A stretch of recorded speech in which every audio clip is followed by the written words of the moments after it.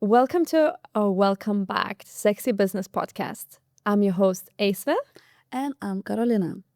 And today we decided to touch up on the topic about toxic bonds. And what is that? Toxic bonds can happen between parents, between partners, between food, between substances, anything that you have a bit of a kind of addiction and not a very healthy relationship with. Okay? So I would like to start first with myself and the very big breakthrough that I got. Couple of toxic bonds, but the first one was with my mom. Okay. So as you probably know this already, but my mom also went through a couple of divorces, and she was like a single mom like me for a bit of a time. Okay. And what happens usually, the parents, they seek support and safety and closeness into their children when they lose a partner. Okay. And what happens in that? That we cannot build a healthy relationship. So, as I was a child, my mom used to connect with me. Oh, I need help there. What do you think about this? What do you think about that? Obviously, I understand that she didn't have a partner to communicate those things with, but she kind of made my relationship with her not mom and daughter. It was more mom looking for approval. The child becomes like another parent or something. It's a very confusing signals, okay? And I didn't realize that for a very, very long time. And it was actually my psychologist who pointed out for me this thing, because I started my therapy about 2 years ago when my relationship started to crumble with my ex and I had my sickness. That when we started to discuss all like the traumas, all my habits, my boundaries and things and stuff, it started to point out that I do not have a healthy relationship with my mom.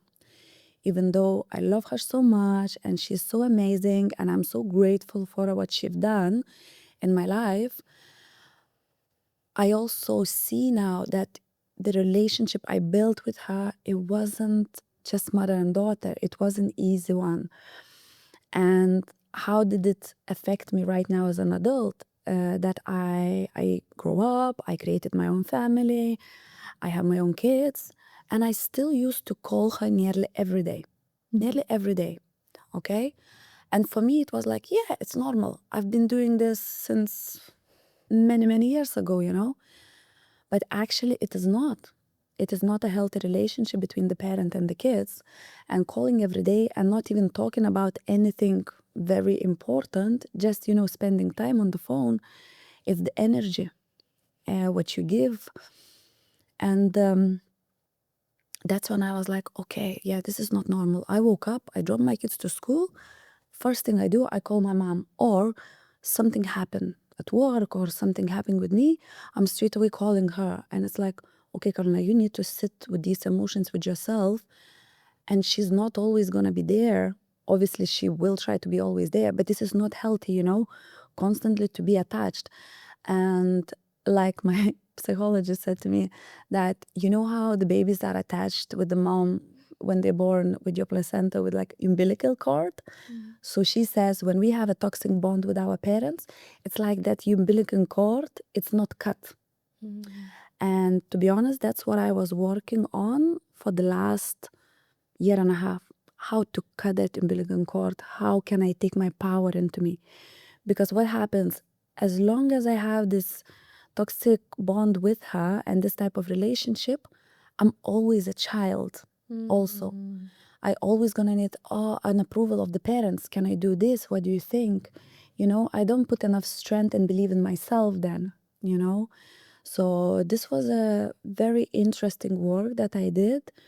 And to be honest, I was worried that if I try to break this, attachment, that my relationship will get worse. But actually, it got better. It actually got better because I became stronger. I had better boundaries for myself and even better relationship with her. She started to respect my space, and yeah, so one of those primary ones it's super important, because if you can't cut the cords with your parents, how are you expecting to cut the cords with the partners, with the friends and stuff? Because this is a very, very much a beginning, you know? And if you look at the nature and evolution and everything, what happens? The babies are born. Some babies stay longer with the parents. Some animals, for example, it's less. But you are let go into the world and you need to survive by yourself. But as long as you have this attachment, you can't move from there. You know, you can't fully be ready for the world, you know? And it's super important.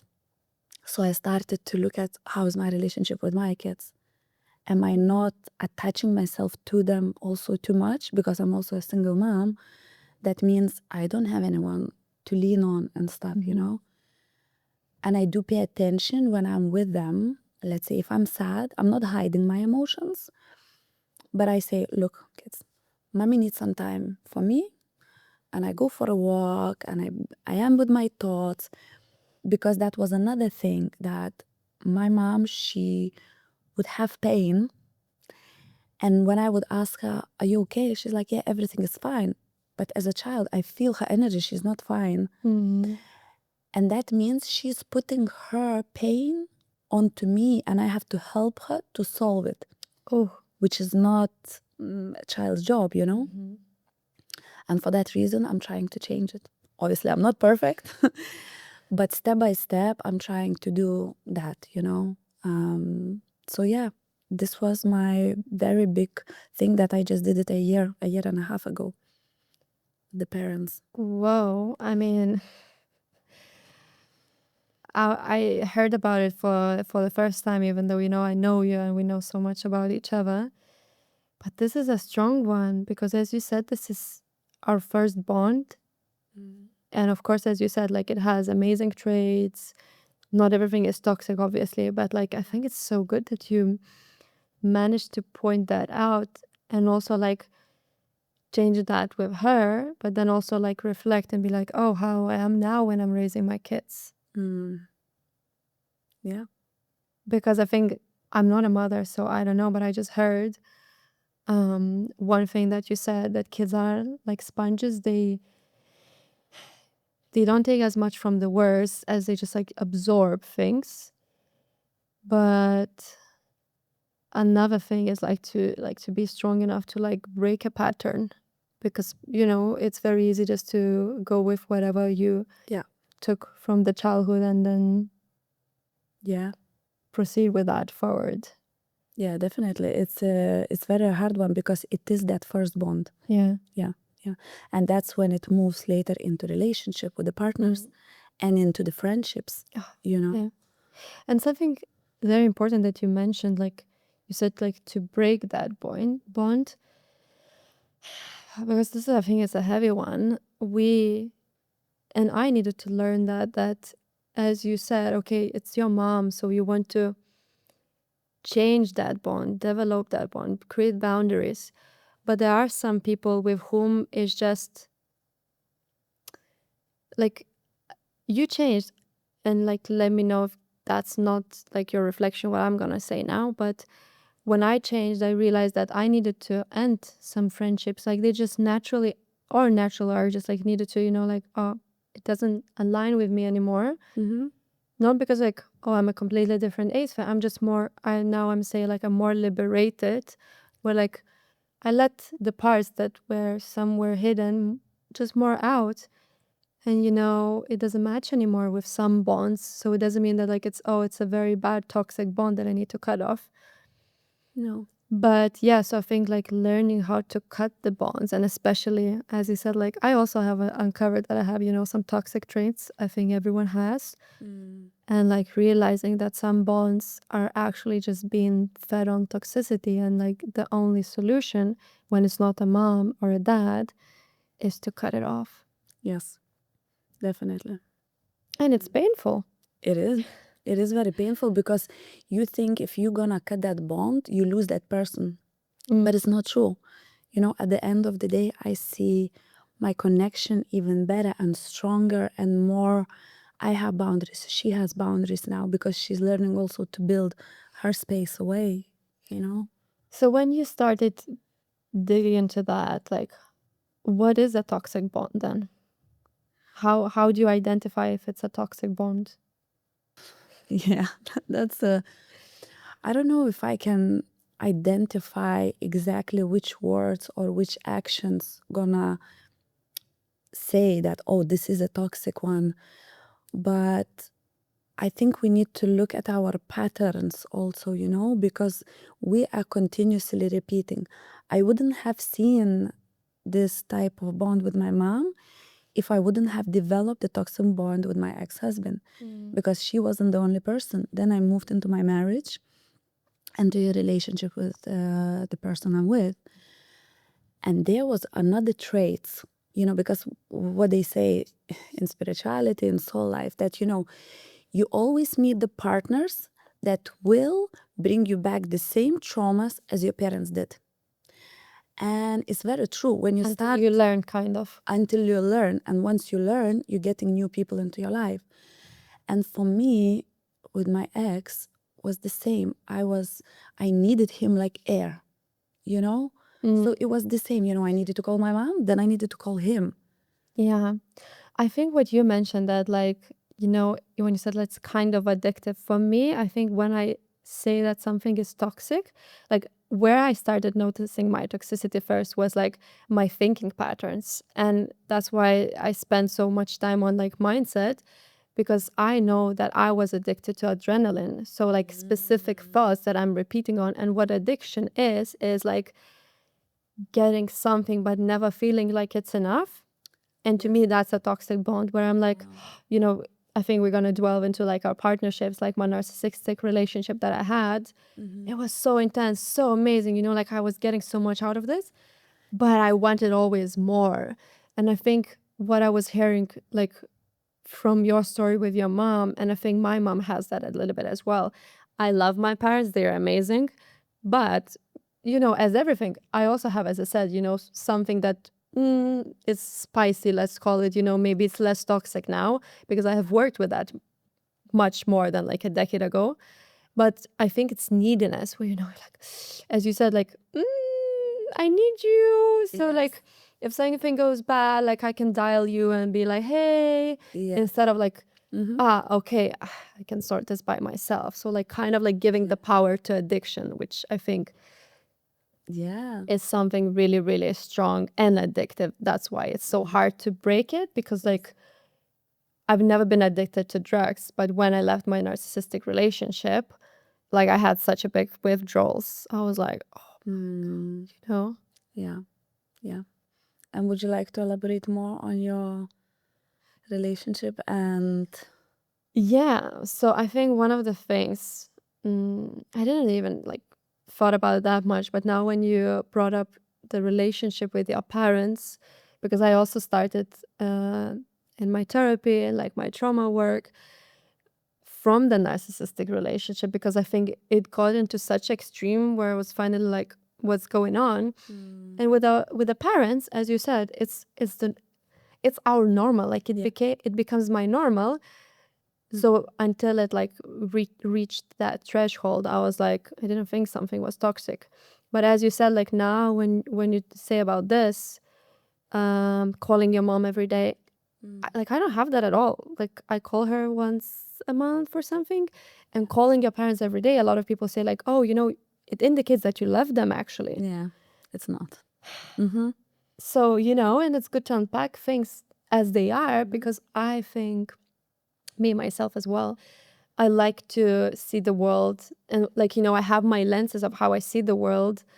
And I love what Peter Crone says, that like we're gonna meet people and circumstances to show where we're not free.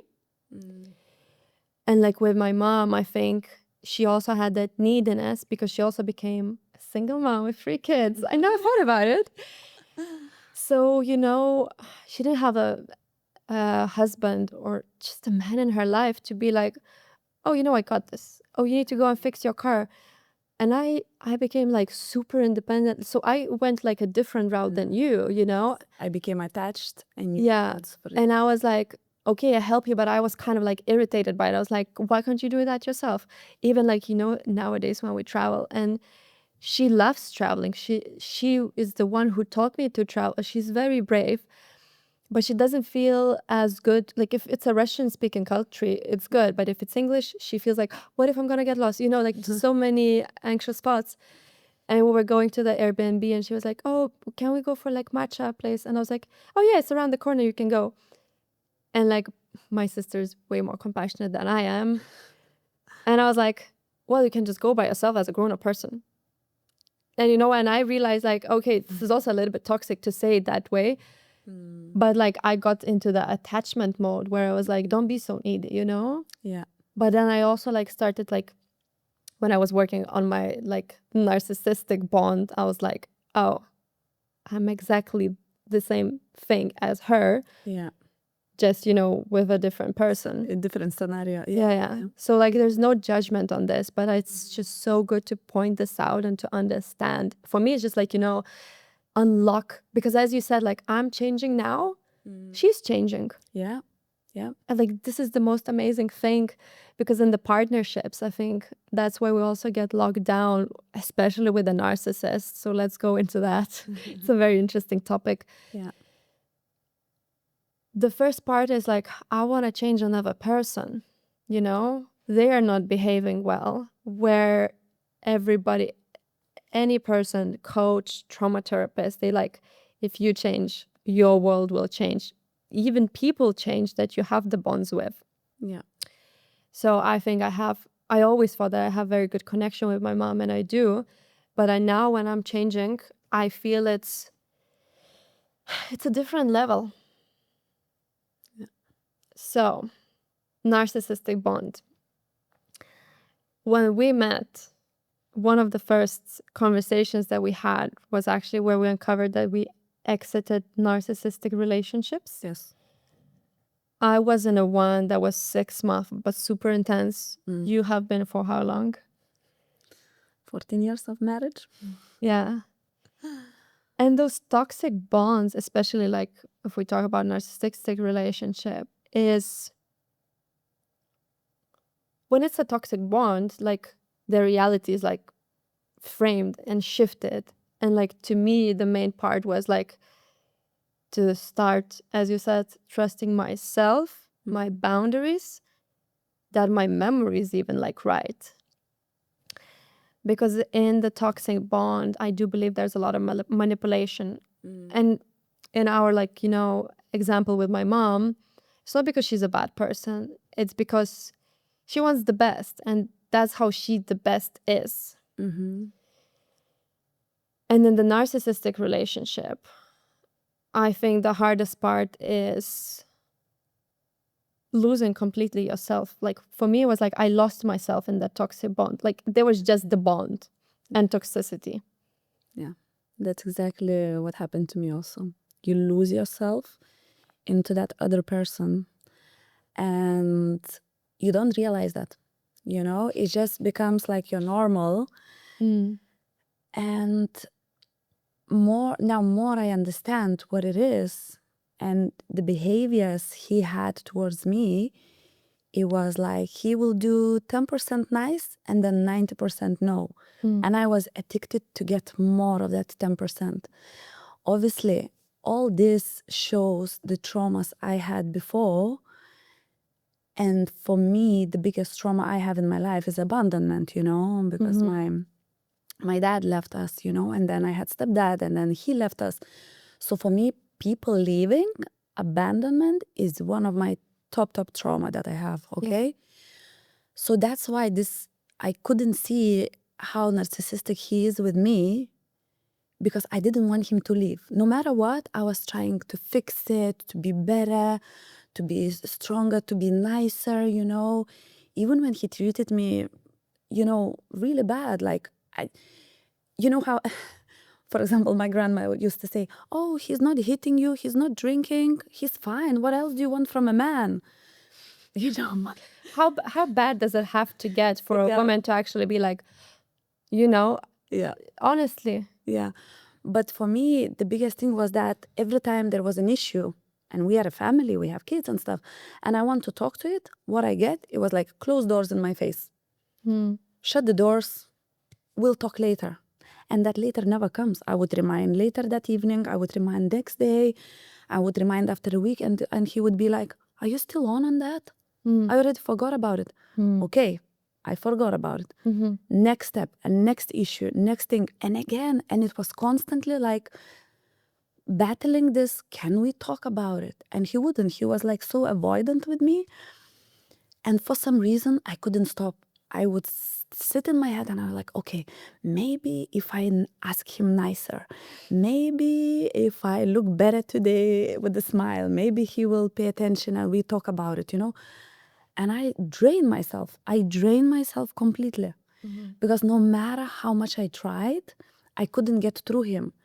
And that's why it was my trauma of abandonment, because I don't want to be left alone. And this door was like a big symbol for me, you know. And yeah, it's a tough thing. And probably I'm grateful he left first, because probably I wouldn't have walked out so easily, you know. So You probably would have clinged even more to try to be even more perfect. But I think that's the main point about toxicity. Like now, you know, like when I'm connected to myself, I know that if I'm being authentic and something doesn't click, now I'm like, okay, yeah, you know, I move on. But as you said, like back in the days, probably I was not connected to myself that much to be fully in myself, because in the toxic bond, I completely lost myself. And I think the hardest part is like nowadays, you know me, like even if I ask for advice, I will be like, oh yeah, thank you. And I'm gonna do completely different thing. In that bond, you know what I was doing? I was like telling the situation, is this normal? Is this you know, it's like, am I doing something wrong? Like everything becomes about like questioning myself as a human being, and even like, yeah, and blaming myself as well. So yeah, I think it's a very tricky scenario. And I think the trickiest part is to just go back into yourself, sit with a psychologist or somebody and just admit that like I have an addiction to specific thinking patterns. Yeah. That's why I'm here. 100%. Because by yourself, you can't get it out. Like for me, I would say I would recommend anyone ask for help, because it's easier to see what's happening. Obviously, nobody is going to tell you have to do it that way and that way. You will do it whatever you feel. But at least it helps you. Well, it helped me to see that, you know, this bond is not healthy. This bond is not healthy, you know. And sometimes when you're in it, it's rolling so fast that you don't feel like there is escape. Something drastic has to happen to get away from it. Yeah. And as you said, like ask for help. Like the only thing, like when like I have the, how do you call things rolling, you know, the ball is rolling, that's when like people actually can help me. Because like if I'm not seeking for help, it's impossible, because there are so many women, and we talked about this theme, that are in even like not just mentally, because now we're talking about mentally abusive relationship bond, but they're in physically abusing relationships, and they don't leave because they don't, like they are in that frame, and it seems impossible. And like as you said, like it's good he left you, because maybe you couldn't have left. And like I managed to leave that relationship, but like it went to crazy extremes. Like my health was at risk. That's when I was like, oh gosh, you know, like something is wrong. So it's sad, but like we cannot come and take even like women or men from like toxicity and be like, oh, you know, you're being beaten up, I'm gonna like help you out. No. It's horrible, but like that change has to start within me, within you, within that person who's experiencing that. Because even if I'm gonna take you, like, you know, maybe you're my best friend and you get into like some whatever, I'm gonna drag you out of this, and you're gonna find another toxic thing, whether that's food, whether that's alcohol. Yeah, Definitely. So I think the best thing we can do for each other as women is just to be there for each other. to listen, to give the safe space for the other woman to express what she feels, and maybe ask her questions. How does it make you feel? Are you operating from 10% good and 90% bad? Or is it more percentage? Like, how do you feel deep down? And most of the time, I'm pretty sure woman will say, it doesn't feel natural for me. It doesn't feel comfortable. And that's her inner voice that will show her that she needs to get out. Yeah. Okay, but that's when it's with people and humans. But you also mentioned that there's like toxic bonds with food and so on. My first toxic bond that I started working with more than a decade ago was like my addiction to adrenaline. Yes. And if anyone around me would have reflected, oh, we're just doing rope jumping, we're climbing on abandoned buildings, there's nothing wrong with that, we're professional climbers, we can do that, we know how to do that.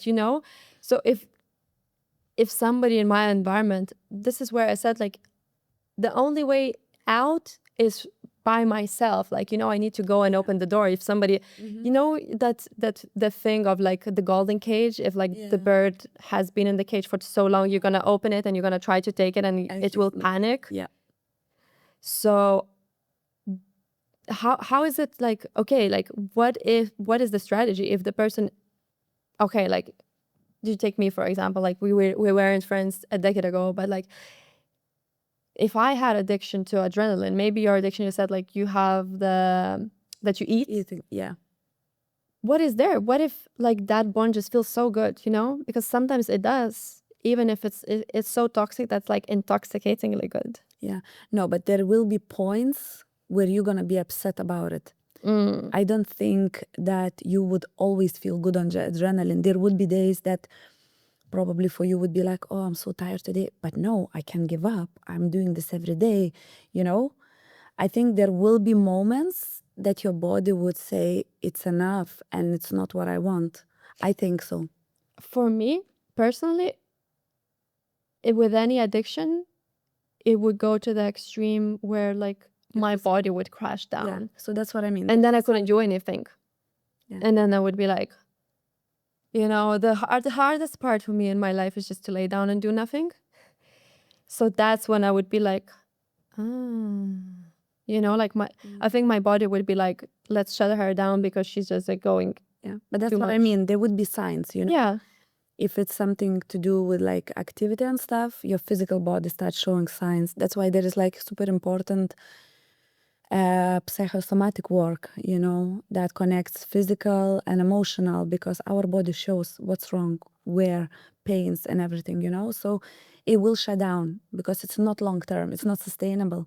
So do you think you have now a better strategy to like, because you have done a lot of work, you have healed a lot of things, you're way better with even like the toxic traits with yourself, with your mom, and maybe other bonds that you had or cut things off.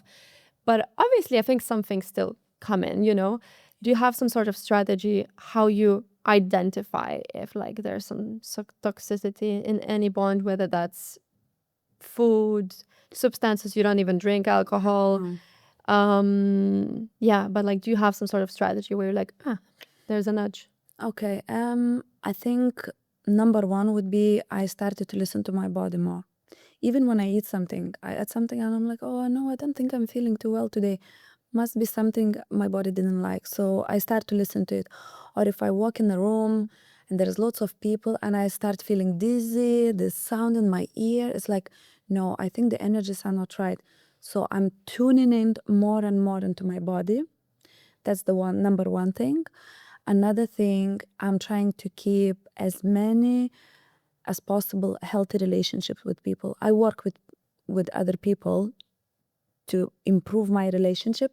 And as you mentioned before, in some friendships, if this doesn't feel right, or if I outgrown, that doesn't mean I have to fight with that person. I'm just distant myself from these people, because we are not at the same vibration right now.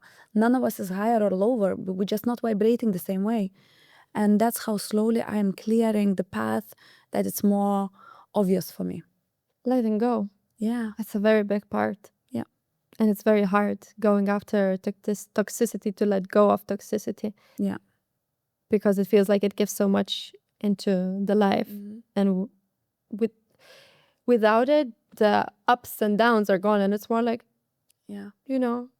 tranquility, which is fine. But we need to get used to that. And something that you mentioned that I love, and I learned that too, that I was not listening to my body. Yeah. My body was telling me things, and I was like, kind of like, Yeah. I don't give. It's fine. I'll Yeah. just take a tablet or something. Yeah, I was not hearing anything, and now, as you said, I'm like, oh wow, it has so much wisdom. Yeah. And even the same with the partners now. Let's say I would listen more to myself, how I feel around them, how they feel around me also, because I don't want them to be attached to me also as a toxic trait, So yeah, it's more just tuning in, listening to yourself, obviously talking to your friends, sharing things. I'm asking, even yourself, like, do you think this is something I'm doing right or wrong? Just getting honest opinion from the people who actually really cares about you, because that helps to put the picture of, okay, am I continuing with my traits, or I'm actually elevating and I'm already kind of, stirring away from like the old patterns and traumas. But also listening to the people who are tuning in with themselves and authentic. Yeah. I have some friends now who are like, oh, I feel like you're not being truly authentic there, even though I do feel like I'm always like, my full me, but probably there are some circumstances where like, maybe I feel, I don't know, whatever. And I think it's a good reflection. Do you have any tips that helped you to tune in and listen to your body more? Yeah, so I would say the main things were finding help. Like when I got into the therapy, it really helps me. Another things, I started to sign up to more like retreats or some kind of workshops, but also that I'm more orientated to feminine energy.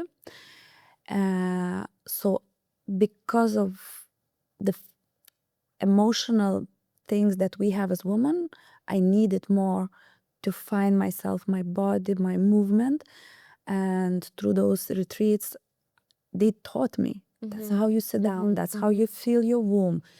That's how, because I wasn't taught all those things. And yeah, I was just learning. It's like you're always a student. But those would be the main ones who helped me to tune in with me. And just, obviously, number 3 would be setting boundaries. When I feel I have enough, I cannot do this anymore.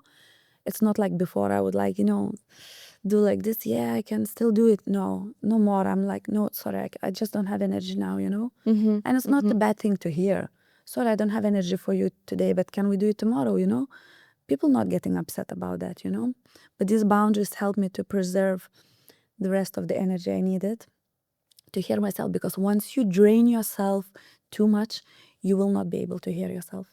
So what I'm hearing is actually like, any toxic bond that we have outside of ourselves is actually like healing the toxic bond that we have with myself. Yes, that exactly all come back to us. Yeah.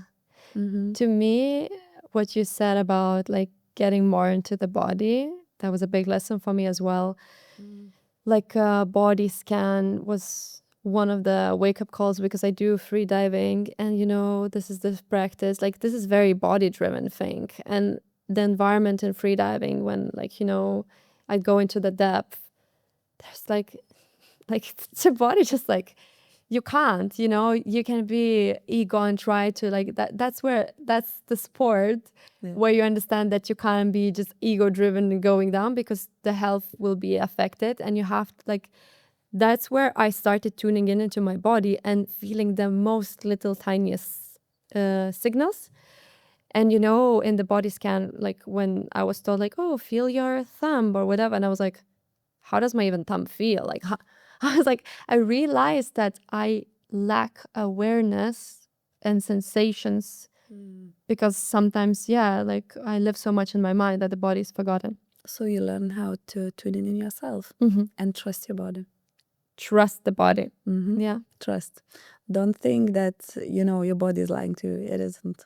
Maybe your mind is saying, oh, maybe it's not new, questioning these things, but The biggest learning that I learned, like my mind is amazing and it's so smart, but I have always struggled. Like my body will have a wisdom, and as you said, the body sends the signals, and I would be like, I don't know, I go on a trip and like maybe my body doesn't feel good, and I would be like, oh, rationalizing it, like, oh, but no, look at this is good. Or even like in relationship, you know, if I'm with somebody and I start feeling not well, like, oh, maybe I've eaten something, and now I'm like, oh, I don't need an explanation mentally. I can just trust it. Yeah, exactly. Thank you so much, guys, for listening. It's a bit of a heavy and deep theme. Yeah, but I hope the things that we mentioned will help you a little bit to unlock parts that you have in yourself. And yeah, let us know if you have any questions, topics that you want us to like go a little bit deeper, discuss. Or please comment after our videos, you know, share with us. Maybe you, after this podcast, you notice what toxic bond Oh, you yeah. have. Yeah. You know, would be really interesting to see where other people, you know, having things that they don't realize they have the bond. There are no taboos on this podcast. This is your permission slip to be exactly who you are. So looking forward to read that. And thanks for tuning in. Follow along. Subscribe and See you in the next one. see you in the next one.